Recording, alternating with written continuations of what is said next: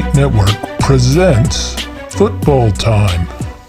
Hey, and welcome to the Football Time Show. We're here for the Super Bowl preview. We just got finished with our Super Bowl prop show. Now we're going to get into Super Bowl 56 with our man, LA Rams fan, LA born, LA bred, Achilles Rain. Are you ready to get into the Super Bowl with us, Achilles? Oh yeah, definitely, man. I'm excited. I'm really excited. I'm nervous. We just got done with our prop pick show last Wednesday. Hopefully we got some winners there because I ended up taking a few of the ones that you guys picked out also. All right, Prop Pick Show, go to the Greenlight Network on YouTube. Check that out. Be sure to enter our Greenlight Network props contest. The link will be below on this show. It's on below on our props show. So be sure to sign up there. You can also find it on our Twitter and Facebook pages. Don't want to miss out with that, especially since you can win some nice Greenlight Network swag, that tumbler that Achilles just drank from, plus some t-shirts, some bags, some stickers. We got all sorts of stuff to load you up with the Greenlight Network. All right, let's get into the game before the power surges one other time and we have to do another take of this show. All right, Cincinnati Bengals, Los Angeles Rams battling it out in Super Bowl 56. It was quite an eventful way for both these teams to get here, but they're here. What are your first impressions of this game in the Super Bowl coming in? I mean, probably, at least one of these teams was probably expected by a lot of people based off all the transactions they did during the offseason and even during the season. And the other team, I don't think a lot of people really expected them to be at this point still in the playoffs. But listen, this Cincinnati Bengals team is tough. And, last year we saw them struggle without Burrow. And I don't think even we anticipated them to be this good. They surprised a lot of people early in the season. They had a little bit of a dip in performance, but they righted the ship. And now they're in the Super Bowl. That's all that really matters. That's what everybody strives for, is to get to the Super Bowl. And both of these teams have made it regardless of the path that they took. Yeah, I think... the Cincinnati Bengals, this was basically Bill Belichick's philosophy the whole way. You have to get yourself into the playoffs, and once you get yourself into the playoffs, it's then 3 games, and basically anything can happen, and you can work your way into the Super Bowl no matter what went down in the regular season. Now, they had a pretty good regular season, but I don't think anybody thought going in over the Chiefs, over the Bills. They got a little luck that those two battled it out in the divisional round of the Super Bowl. They probably got a little luck that the Chiefs had a total meltdown there in the second half. You mix in a couple goal line stands, and all of a sudden the Cincinnati Bengals are in the Super Bowl. You flip things over to the Rams. They got themselves in there, even though they had a little bit of a meltdown in Week 18. Nonetheless, the 49ers do the deed, beat up the Green Bay Packers in a snowy game, and then the Rams and Niners are playing each other for a third time, which, it's always difficult for a team to beat another team 3 times in a regular season. So I think the Rams got a tiny break there, but they made their own breaks as well. Getting up on those Tampa Bay Bucks was such a big lead. So when the collapse started to happen, there was enough of a window there that they were able to hold on and get yourself into the playoffs. And basically anything can happen, and you get here. We all thought probably the Rams were one of the 2 or 3 favorites to get there, but I think going into the playoffs, I don't know if we put them as quite favorites. I think we thought a couple of those other teams might be in there. Bengals, certainly I don't think anybody thought they were getting here. But nonetheless, this should be a pretty exciting Super Bowl, I think, though. Yeah, I agree with you. Listen, as you mentioned, both of these teams had their fair share of struggles. We talked about the Cincinnati Bengals pretty early on in the season, and I think both you and I were pretty high on them when people really weren't talking about them.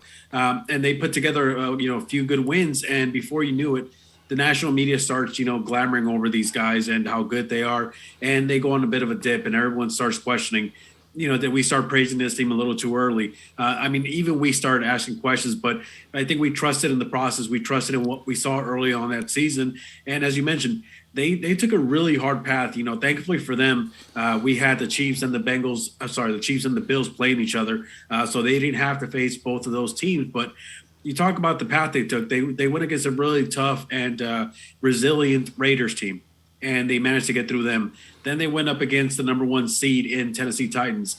They managed to get through them also. And then you went against the number 2 seed, probably what a lot of people consider to be the actual number 1 seed in the AFC, the Kansas City Chiefs. And it hasn't been an easy road for these Bengals, but they've gotten there. They fought through adversity, and now they're in the big game. You flip it over to the Rams, same thing.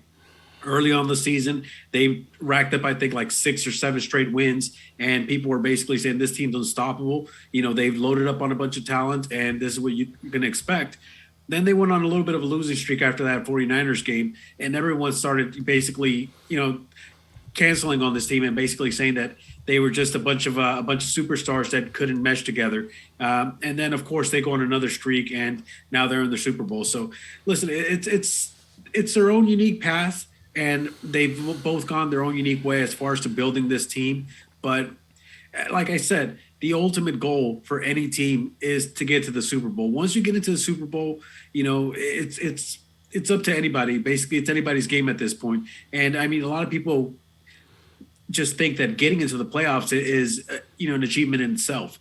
Although the talk basically for this Ram team has been it's Super Bowl or bust, I've never been one of those people. I've always said, get into the playoffs. You get into the playoffs, then anything goes, as we saw this season. Yeah, definitely so. And I think with the sort of balancing out, I think we've seen, it's always been where the NFL has sort of had a balanced playing field. But I think more than ever, there's not a lot of sort of top teams. Even the top teams, I wouldn't say separate themselves from that middle pack as much as they did throughout the 90s, throughout the early 00s. So I think, you saw it with the basically the 1 and 2s in both going out, and I think that's really important. Get yourself in the playoffs, because I don't think there's a ton separating people from the 1 all the way down to the 7 or 8 seed.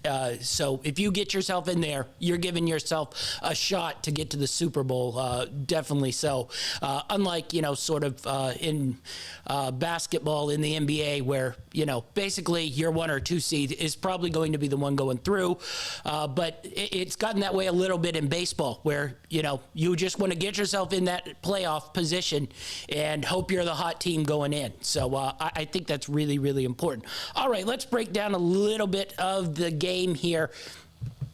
I think we'll do this in 3 sort of parts. I want to go strengths you think on the Rams side, strengths you think on the Bengals side, and then we'll break it down on how you think the Rams will come out and win and how you think the Bengals will probably come out and win this game. So let's go into the Rams. What do you think their strengths are going up against the Bengals here?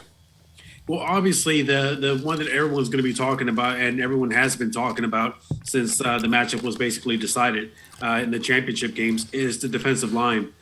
We've seen the Bengals have some issues protecting Joe Burrow, especially in that game against the Tennessee Titans, where they gave up, I believe, 9 sacks or 10 sacks. It was a crazy amount of sacks that they gave up. And that's obviously going to be a focal point for the Rams defense. For the Bengals offense is going to be protecting Joe Burrow and getting after him. Another one of the strengths, I think, is the quarterback play. Not to say that Cincinnati's quarterback play is subpar or anything. They've been playing really good football, but you look at the total rankings here, and I believe Stafford is ranked number 2 overall in passing yards this postseason. I believe he's number 2 in passer efficiency in his passer rating. He's also the most, I guess when it comes to the fourth quarter, he's the most dependable quarterback in the playoffs. Even if you count the other guys, the Patrick Mahomes and, the Josh Allens, which is pretty impressive when you think about those names that I just basically called out. He's been the most efficient one in the fourth quarter, I believe, the whole year, if not just in the playoffs. So they got, I believe, a slight advantage there. I would give them a slight advantage also at the wide receiver position, just because I feel like they're more established. I know that the Bengals have a lot of talent at the wide receiver position with Tyler Boyd and Higgins and Jamar Chase, obviously, offensive rookie of the year, by the way. But I think that the Rams receivers are a little more established. I think that there's been a little more chemistry with their teams and with their, offensive game plan with the head coaches and things like that. So even though it's not huge, I would say that there's a slight advantage at the quarterback and the wide receiver position. Obviously, the defensive line versus the offensive line is a big advantage, I think. The question is, can they take advantage of it? Because we did see what a lot of people assumed was a pretty good Kansas City defensive line basically have issues getting after Joe Burrow. And a lot of that had to do with the game plan that they established. But we'll get into that as we talk about it a little bit later on. Yeah, you mentioned a couple things there. I think definitely, obviously the strength of the Rams is the defensive line, and I go secondary here, but I'm a little interested in how this Rams secondary is going to play, how they're going to match up. We touched on it a little bit in our prop show. You mentioned Ramsey as, pushing, to sort of guard Jamar Chase. And I sort of pushed that I think the Rams, and personally me, I think it'd be smart enough to throw him on Higgins and, sort of have one of their other corners on Chase and then have help over the top and then sort of maybe shut down those two. It's, once again, I go back to a Belichick style. That's what he usually liked to do when he has a shutdown corner like that. But I do think Revis Island. Yeah, I do think that gives them an advantage there to be able to alter that. It would be good to put Ramsey on Chase too, but I think we've seen a lot of games where Chase also has not done anything. I mean, even going to that Chiefs game in the conference championship, he didn't do a whole lot. He wasn't that big a weapon. He tends to sort of have these explosive type games, and then he has games where it's, 5 for 55. And I think if you waste Ramsey there and then you sort of leave the Bengals open for a sort of Higgins and Boyd to get into that middle range, I think that sort of flips the game where the Bengals can sort of control the game a little bit, which is, I don't think that's what you want. But certainly the Rams along that defensive line, if they get into the mode where they got in versus San Francisco, where they're stopping that run, and I mean smothering the run, not doing what they did a lot during the regular season and giving up those 4 or 5 yard runs, but I mean hitting them and getting them for 0 to 1 yards, hitting them for negative yards. I think that really speaks to the Rams' advantage there. And then you mentioned it in the pass game. I think the Bengals secondary has had a lot of trouble, sort of staying with these receivers. Now, it's been a little weird because, you watch the first half of the Chiefs game, they're, torching them. A.J. Brown was torching the Cincinnati Bengals. They didn't quite use that enough. And even the Raiders had their moments where they were torching that secondary. But then all of a sudden, they just sort of come up with key stops. You mentioned the receivers. I think definitely at the top, Cooper Kupp and Odell Beckham, definitely probably better top end overall. I think depth-wise, the Bengals probably have more depth at receiver, because Robert Woods is out. I think it would be really interesting comparing, Boyd, Higgins and Chase versus Woods, Beckham, and Woods, Beckham, and Kupp together. I think that would be really interesting. I noticed we didn't mention the running game, and I'm interested how you think that's going to play out because, I look at it where these teams are kind of similar in their running game. It's sort of same type back. Good backs, but I wouldn't say game-changing backs nonetheless. But, you got Mixon and Pirine. You got, let's say, Michelle and Akers for the Rams. Do you think there's any advantage there, or do you sort of see just flat-out similarities in both teams, the way that they utilize the running games and the way the running backs, overall talent is, which makes sense since Zach Taylor sort of is a protege of Sean McVay, too. So similar offensive mindsets as well. Well, you definitely see a lot of similarities, and a lot of it has to do with the fact, like you mentioned, that he comes from McVay's coaching tree. So there's always going to be, some similarities there. And I do think that the running attack for both teams is pretty even, but I do give a slight edge to the Bengals simply because of the Rams. Although this postseason, the Rams rush defense has been really good. But throughout the season, we saw it. They got gashed pretty much every game, at least a couple times during those games. Their big issue is they have a hard time containing the run until they get into that red zone. Once they get into that red zone, they turn to a completely different defense, and they're shutting down runs. But the thing is that the Bengals utilize their rushing attack a bit differently. It's almost like an extension of their short passing game, because as we mentioned, their offensive line has had plenty of issues this season, and we've seen teams take advantage of it. But like I was saying a little while ago, you go back to that Chiefs game, a lot of people assumed that defensive line of the Chiefs was going to get after Joe Burrow. But, instead, what did they do? They came in with a game plan that they were going to switch over to a short passing attack, a quick passing attack, so to speak. And it actually helped them a lot. Now, they weren't completing drives. They were coming short on third downs, which is one of the reasons why the Chiefs took such a large advantage in that first half. But at the end of it, it ended up paying off because they protected Burrow, and they were able to throw Mixon there almost as an extra wide receiver, but in the backfield. So you didn't know if he was going to run the ball, if he was going to pass block, or if he was going to, kind of scatter out and catch a ball. So I do give the Bengals a slight advantage in the running attack, but I think they both have similar philosophies. And then I do think that the Bengals are a little more committed to more of a one running back system where, they bring in Aaron more of as a complementary back, change of pace.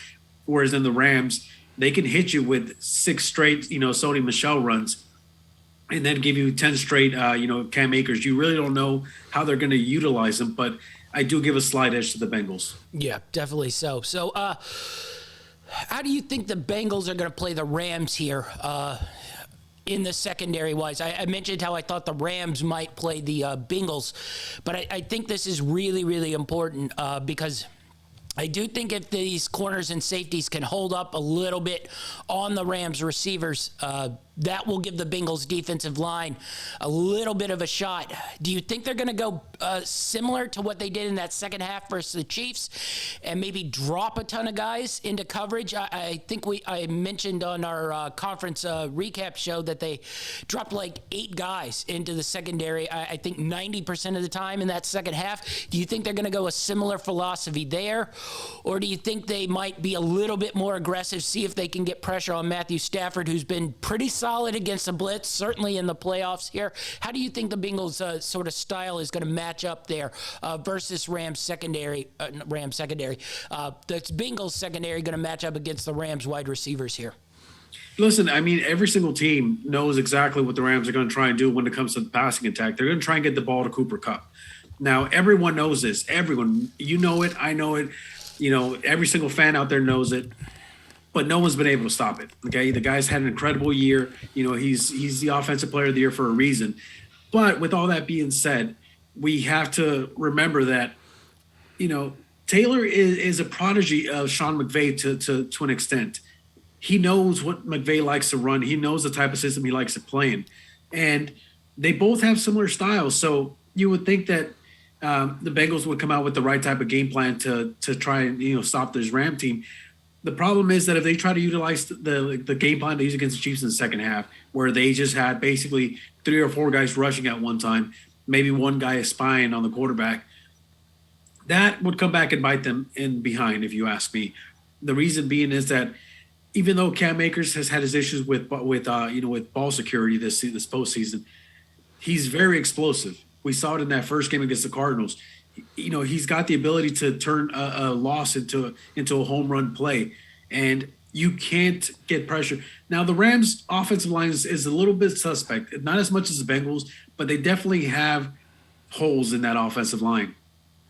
And if you can't get enough pressure with 4 guys, either they're going to gash you with big runs, or Matthew Stafford, who's smart enough, will have enough time and wait until something opens up. And if that's the case, then he's just going to sit back in the pocket and just gash him all day. Don't forget that something we don't normally see from Matthew Stafford that we've seen this postseason. He can get out and get you a few yards. He can scramble. He can get away from pressure. Now, he does have a track record of making mistakes and throwing interceptions, but so far. I think that he's limited the amount of wild throws that he normally does, which has in turn helped them get to the point where they're at right now. Yeah, definitely so. All right, let's go and flip things over to the sort of strength of the Bengals here.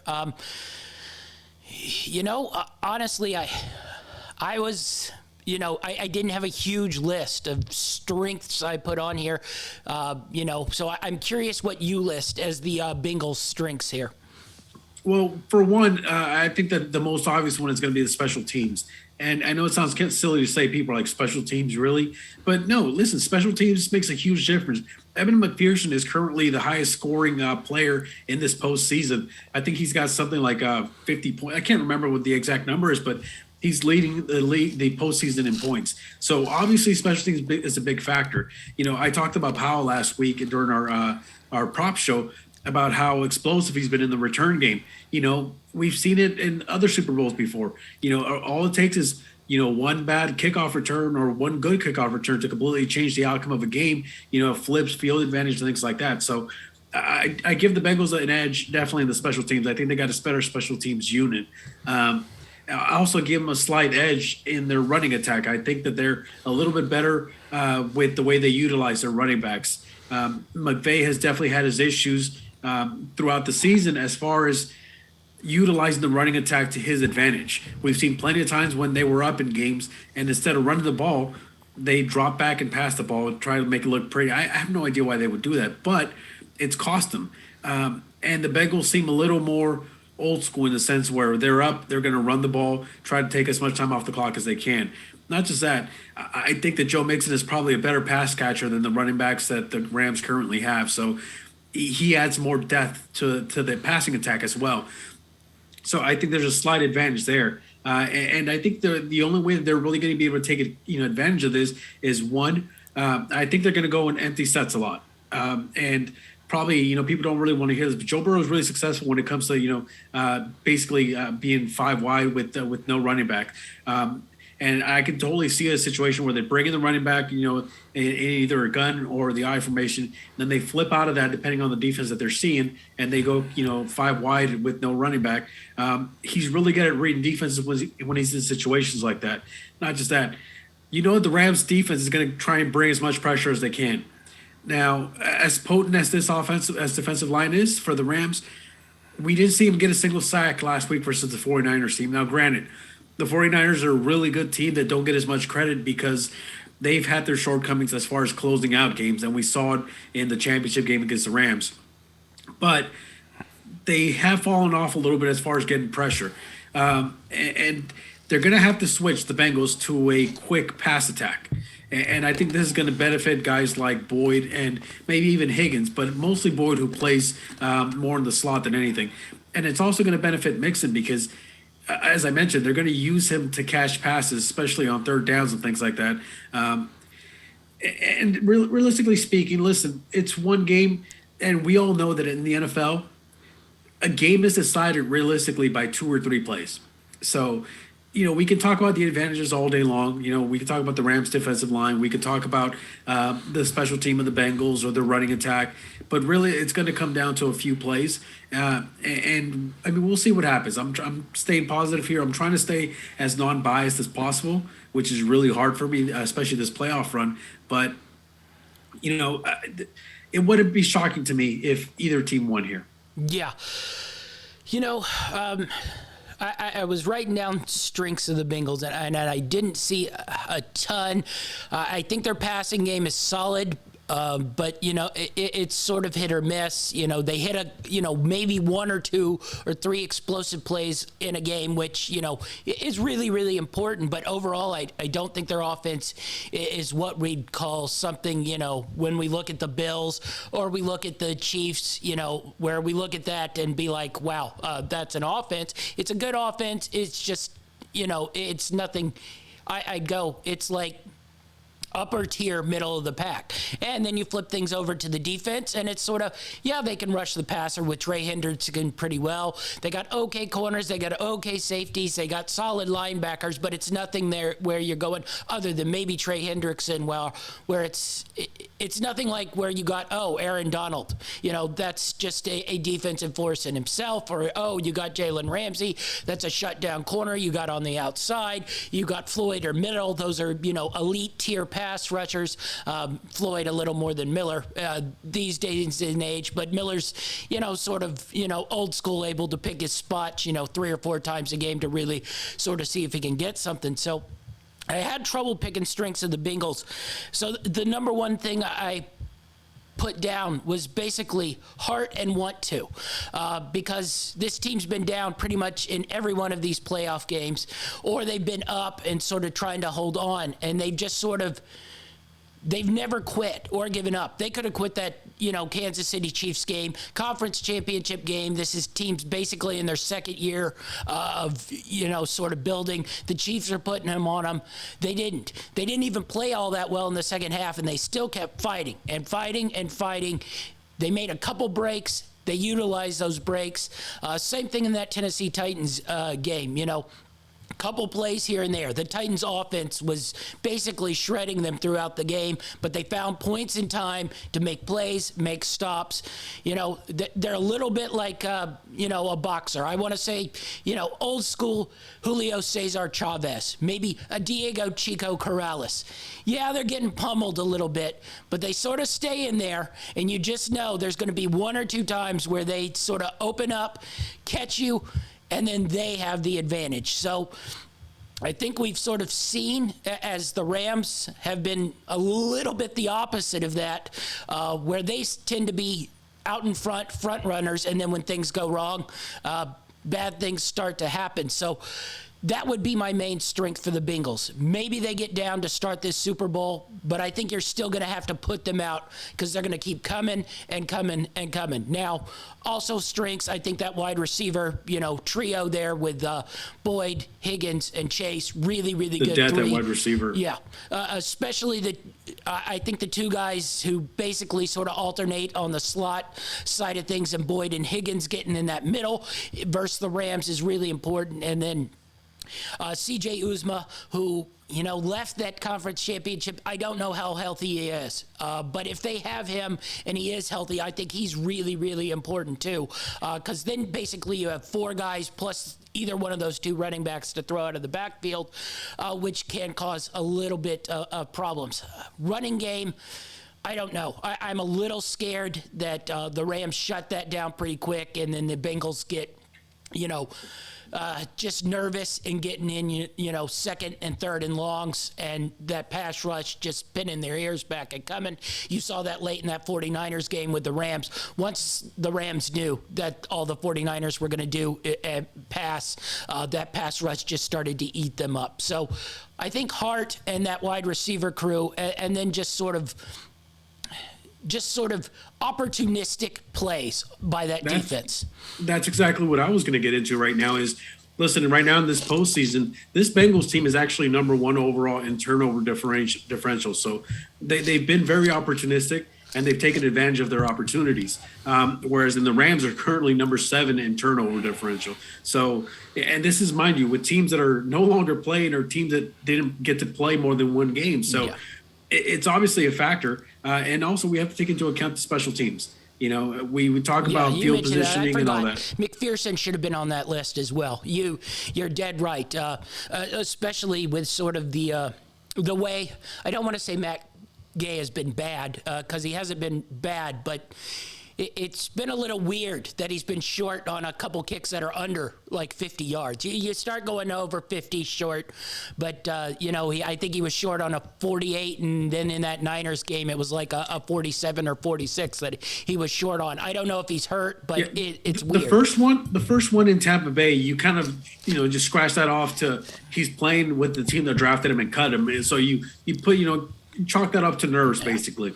But then it happened again versus the 49ers, and then it starts to give you a little bit of worry, a little bit of pause, especially since you're playing at home technically in that game against the 49ers. So it definitely gives you some pause, but I see where you're coming from. Yeah. All right, let's move on to how these teams win this Super Bowl. Let's start out with the Los Angeles Rams. How do you think they are going to win this Super Bowl? Well, listen, first of all, I checked the number yesterday, and I forgot what the number is already, but I believe that the Bengals are top 5 in rushing defense as far as yards are concerned. So they've done a pretty good job at containing opposing running backs. Now, if that continues, it's going to cause some issues for the Rams because this postseason, the key for their success has been balance, between the running attack and the passing attack. That's how they're going to win this game. Is if they remain balanced. You can't put it all on Matthew Stafford's hands. As great as he's had, as great of a year as he's had, he's also had quite a few hiccups, along the way. I believe he was either 1 or 2 in interceptions thrown. So he's thrown his fair share of picks. And we've seen it come back and haunt them. And he almost threw a couple during this postseason that almost came back and haunt them. But the keys to success for this Rams team is going to be 1, remain balanced on offense. 2, remain calm in your coaching decisions. That's including clock management, challenges, timeouts, all that. I think that's coming in my how the Bengals win the Super Bowl last night. I think. Yeah, and lastly, I think that they have to play solid all-around defense, and by that, obviously we know the big names that the Rams have on defense. You can talk about Jalen Ramsey, Von Millers, the Aaron Donalds, but they have to remain completely balanced. You can't try and do too much. You can't go out there and try and win the game on your own. You're going to cause issues for the rest of. Everyone has to maintain their lanes. They have to do exactly what they did against this 49er team and shut down the run. If you can shut down that run the way they shut down the 49ers run, you know what Cincinnati Bengals are going to have to do, and that's going to be pass the ball, which becomes a whole other issue in itself. Because listen, an advantage that we didn't really talk about is size. The Bengals have a lot of size, especially at the wide receiver position. And if all they're going to do is pass the ball, you're going to have to try and dictate. If you don't remain balanced, you're going to have to dictate too much attention to one side of the field, which then leaves the other side open. And you're going to have to pick your poison. You're going to have to let somebody catch balls. The issue is going to be who are you going to allow that happen? Who is it that you're going to allow that to be the one? Whether it's Jamar Chase, who's a big play guy, T. Higgins, who's a really big body, or Boyd, who's coming from the slot, who basically can catch a lot of, short passes and basically get first downs in third and short situations. So you're going to have to pick your poison. Something's going to have to give. And it's really, again, about remaining balanced. I think that if the Rams remain balanced, I think that they've got way more than enough talent level to take this home. Yeah. Let me ask you about really both tight ends here. How big a deal do you think it is that Uzomah plays for the Bengals? Now, I've heard a lot more of encouraging words than I have about. They've been a little bit more quiet about the Higbee situation. I know Blanton's filled in, pretty solid there, but I think we talked about it on Wednesday that the Rams have a lot of sort of experience here, playing in the Super Bowl, outside of Matthew Stafford, but. I think it's important that Higbee sort of suits up here, especially Blanton, who basically I don't think any of us barely even registered that he was on the team until he caught that touchdown pass versus Tampa Bay. So I haven't heard a ton on the Higbee situation, but really on both sides, how important do you think that both tight ends come in and play? And maybe even if, Higbee's a little banged up and slower, maybe if Uzomah's also banged up and slower. Well, listen, I think it sounds crazy to say, but I think it's more important for the Rams to have Tyler Higbee than it is for the Bengals to have Uzomah. And now, this is not to say that one's better than the other, because I think they're both kind of on the same level as far as the tight ends talent's concerned. But I do think that the Bengals have guys at backing up Uzomah that, a lot of us don't know. A lot of us really haven't talked about these backup tight ends, but it almost kind of opens up the door, the possibility to bring in, a guy who you really don't have a lot of tape on. So it's harder to plan for and how their style of play. Whereas in the Rams, if they don't have Higbee and they're rolling with Blanton, as talented as I think he can be, as much potential as I think he has, you lose depth. They don't have the depth. I believe that Blanton's like probably their last tight end. So it takes away your ability to bring in certain packages, which I think, based on game scenarios, can actually be really important. Yeah, I think it also sort of messes with your blocking scheme because Blanton was used a lot to block, and now you're having to choose whether you want him blocking, you want him out in routes, sort of what to do. Maybe you bring in an extra offensive lineman to play that tight end spot if you're going to have blocking. But then if you do that, it's sort of a tell of what's going down and all that. I have no clue on Higbee. I can't make the judgment. I assume he's going to try to go out there. I don't know how healthy he is. CJ seems to be pretty confident in him going out there, but you mentioned, they have a lot of depth in those other two big wide receivers who can fill those middle roles. But if you sort of have three guys who can eat up that middle, and then you can blitz Chase, trying to, blitz, streak down the field and hit big plays. But I think the Rams win this by balance on both sides of the football field. On defense, they're aggressive when they need to be aggressive, and they're sort of safe when they need to be safe. We saw in that Tampa Bay Bucks game that they sort of lost a little bit of when to be safe and when to be aggressive. I think early on they need to be aggressive in stopping this run because like I said, I think the Bengals will get gun shy trying to run the ball if you aggressively stop them early, and then they'll start, freaking out. Then you just know they're going to drop back and pass, and that's when you can eat Joe Burrow alive, especially with that front line. And then the corners can start being a little bit more aggressive on that. On the offensive side of things, I think balance is so important. Even if they aren't running the ball well, I just think we've talked about it pretty much, I think, every week this season. When the Rams are balanced and it's not just Stafford dropping back 45, 50 times and trying to gunsling his way into, hundreds of yards and big touchdowns, I think that's when mistakes happen. That's when he starts to get hit. That's when he starts making poor decisions. Balance. If, Akers and Michelle are running 3.5 yards a carry, I think that's okay.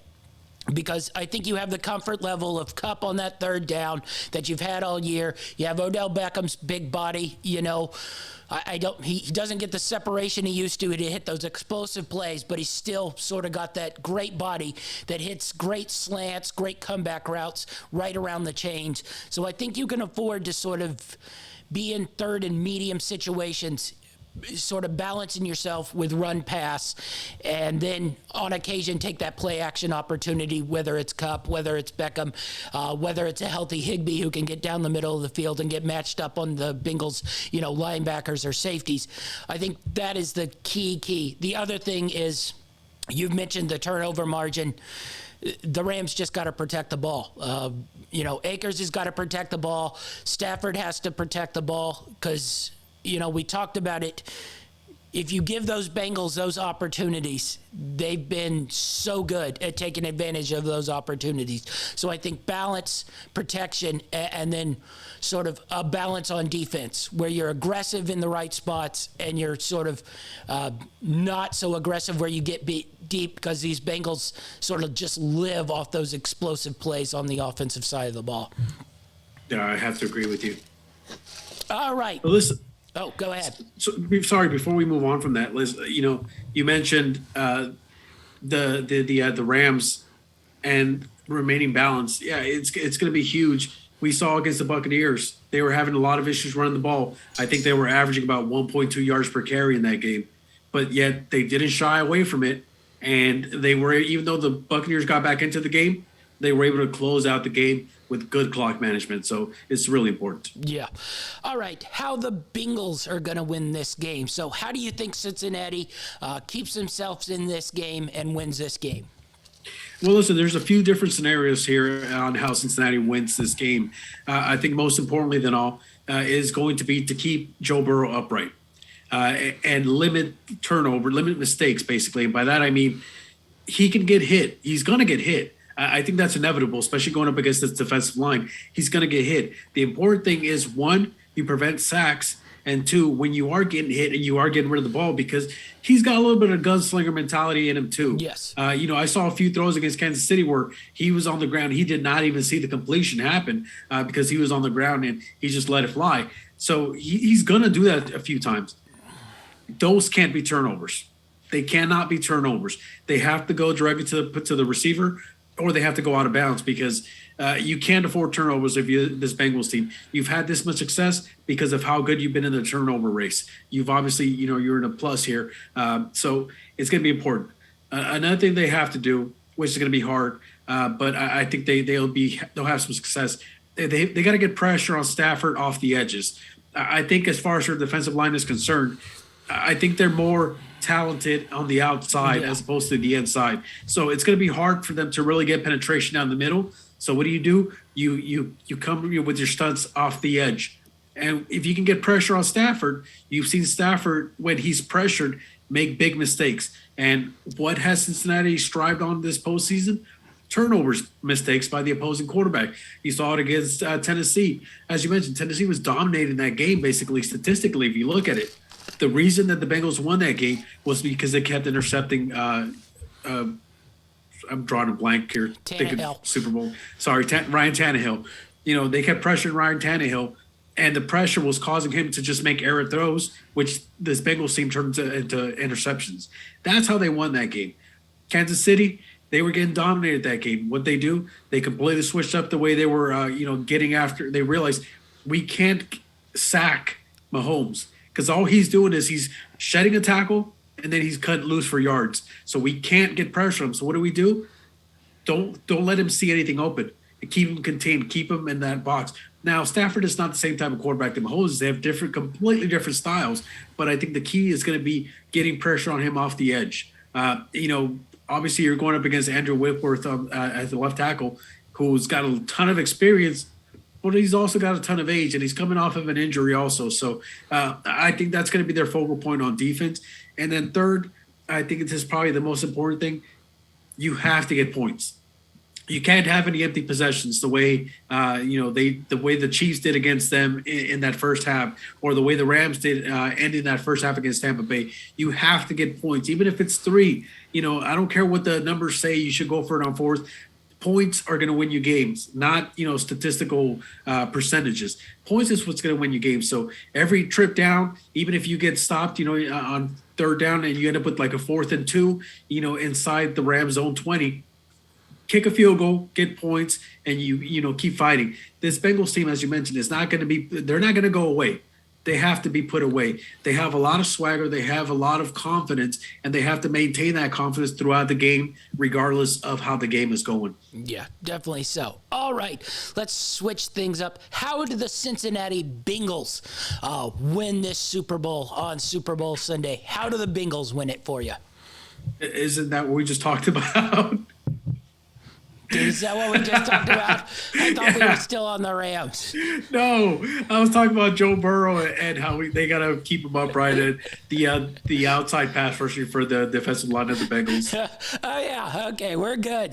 No, we're both in a pretty weird zone right now. We're both really amped up about the Super Bowl. We both got the prop show going on, our own competition. We've got tons of bets in the game right now, and it's really weird. We're both on a different pattern right now, so I understand why you. All I know is I've been reading a lot of numbers and looking at a lot of things the last week. So yes, I remember now. I already asked you how the Bengals win the Super Bowl. I was still in the Rams. I forgot I switched there. All right, how the Bengals win the Super Bowl? Let's switch it to me, since I think the one important thing is they stay attached. They can't let this game get out of hand.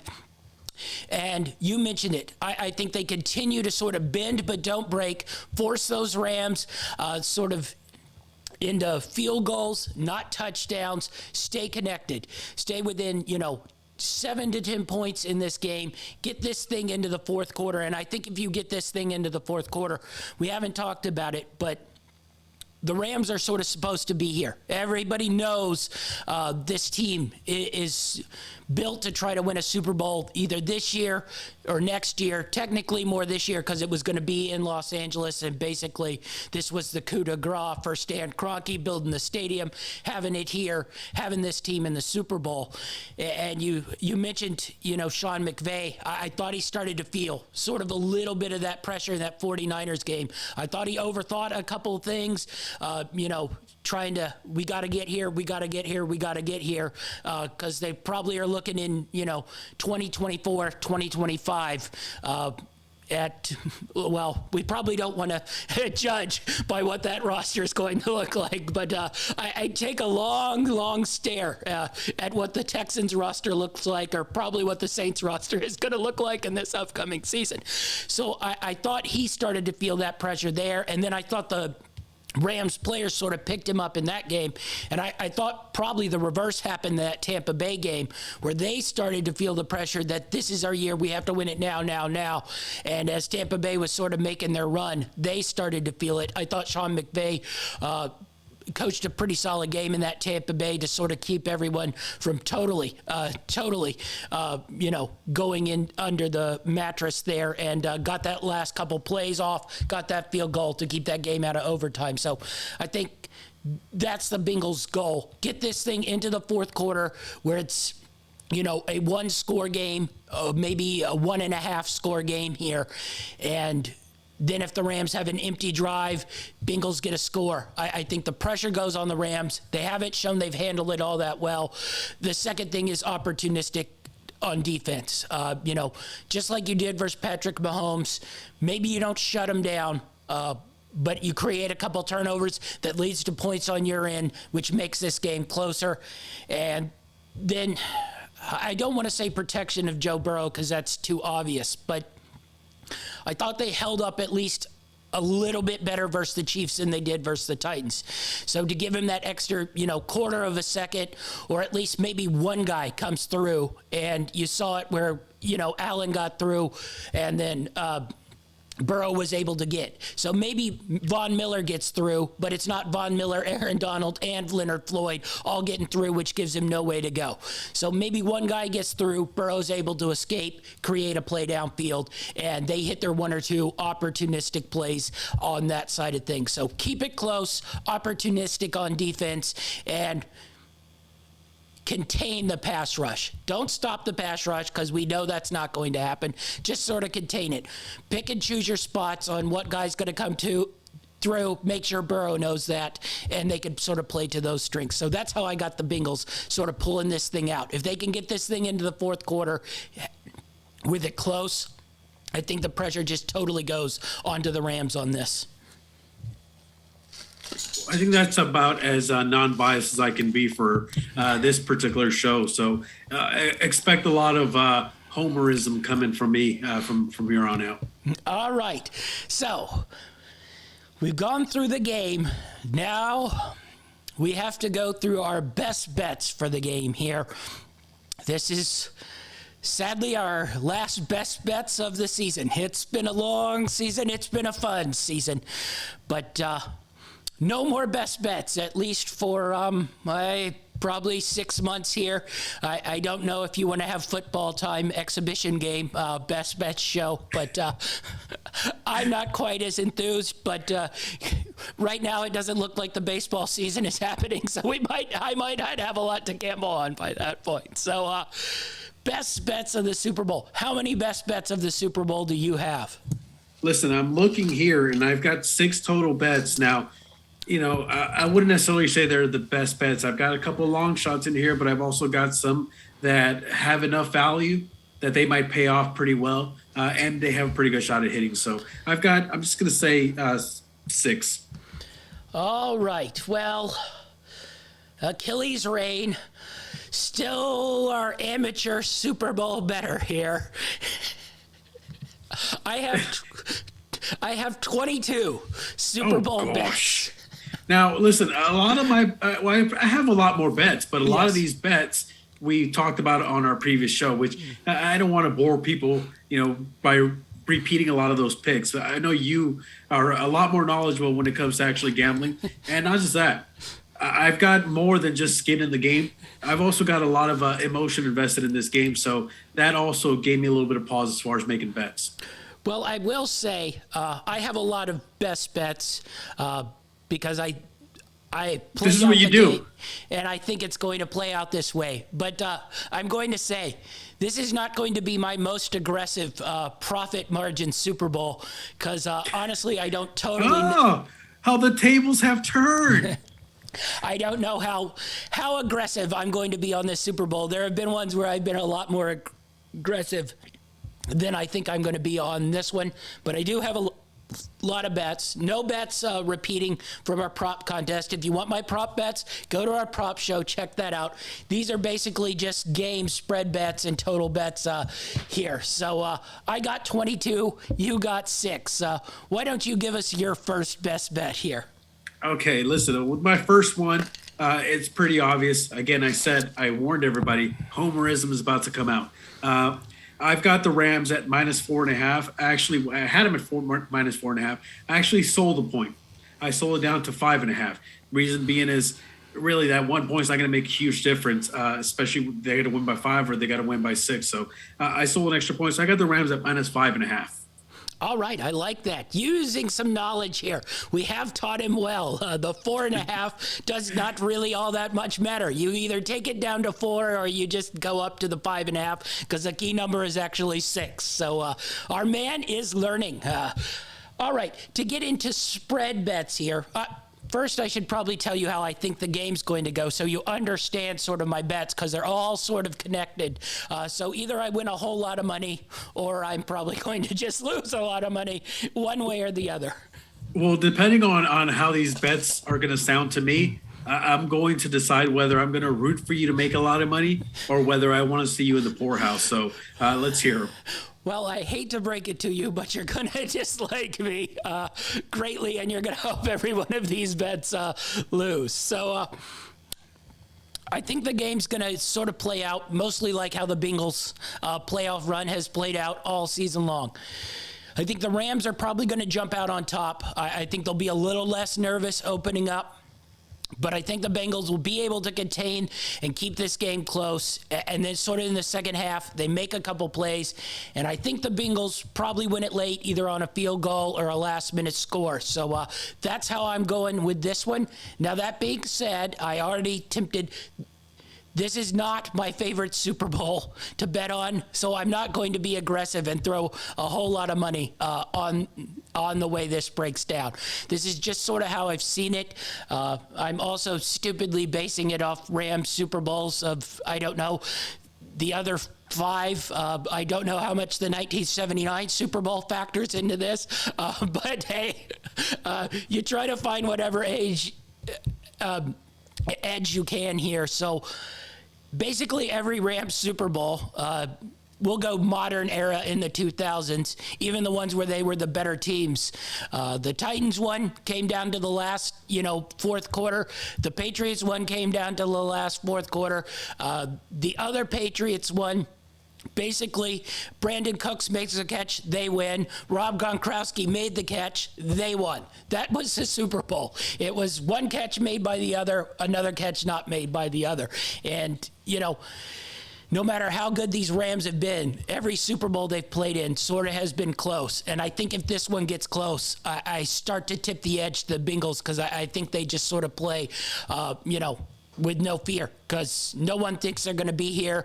I'm assuming in their heads, they probably think they're going to make, 20 Super Bowls now. I'm not sure if that's going to happen, but I think if this gets close in the fourth, I think the Rams start to get a little jumpy here. So I'm going to start by taking the Cincinnati Bengals at +4.5 here.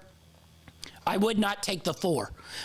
Either take that half point or don't take it at all and maneuver around into a couple alternate spreads.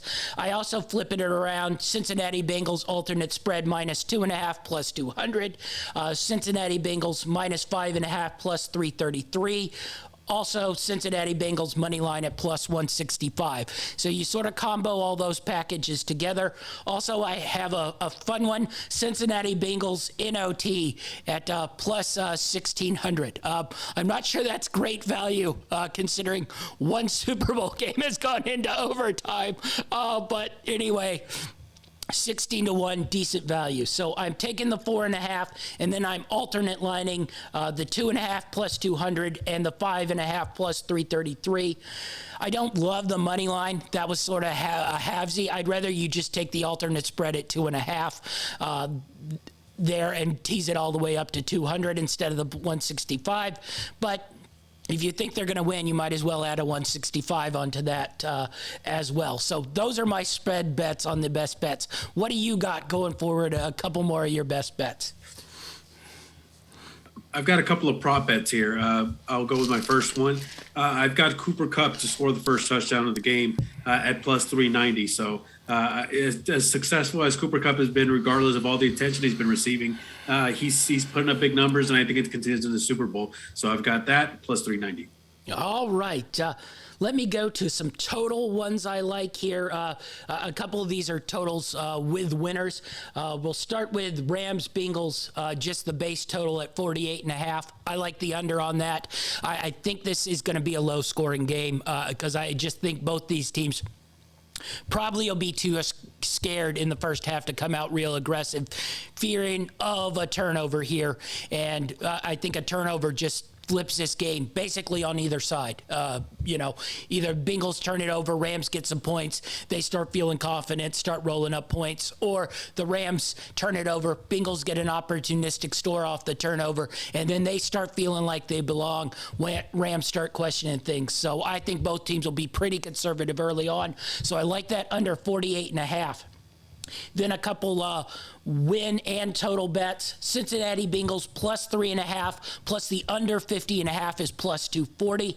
Cincinnati Bengals minus 3.5. I don't love that spread. They're screwing me over on that number.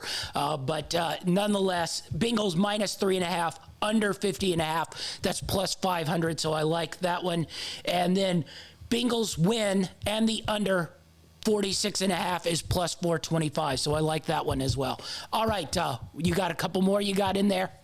Yeah, I'm actually going to give you a special here. This is a Lux Nova special. I asked her to pick a long shot because I couldn't fall in love with any of these long shots. They're just, I guess, that too much emotional investment. I got a couple at the end that you're going to like. Well, do you want me to save this till the end? But the odds are quite nice. Do you want me to save this one till the end? How big a long shot is it? Plus 900. Plus 900. Yeah, save it to the end. Save it to the end. Okay. All right, so let's go on to the next one then. Let's see. I've got here's another prop bet. I've got the first offensive drive for the Rams to be a touchdown. That's at plus 235. All right. I'm going to go some first halves here. Rams Bengals first quarter under 23 first half under 23.5. Like I said, I think this is going to be a low scoring game, certainly low scoring in that first half. Then Rams first half, Bengals game. So that the Rams win the first half, the Bengals win the game. That's plus 700. And then the Rams first half winning margin, 7-9, that's plus 750. So if the Rams are winning in the first half between 7 and 9 points, basically there's only one number there. But hey, maybe something fluky happens and we get into those 8 and 9s. But that's plus 750. So I can cheer for the Rams in the first half for you. So. Listen, from someone who basically used Super Bowl squares as his form of gambling for many, many years, I can vouch for that. Weird things do happen in the Super Bowl, so don't be shocked by that. I'll go a couple other Rams under 17.5 for the game. That's at plus 333. Like I said, we'll get to my big long shots down at the end, but you'll see why I went 17.5 under, plus 333.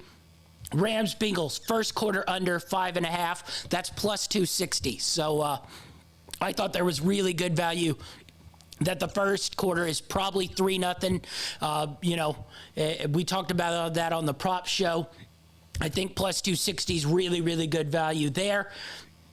Rams first quarter minus 0.5, I really, really like. Rams second quarter minus 0.5, I really, really like. Now, flip things over to the second quarter.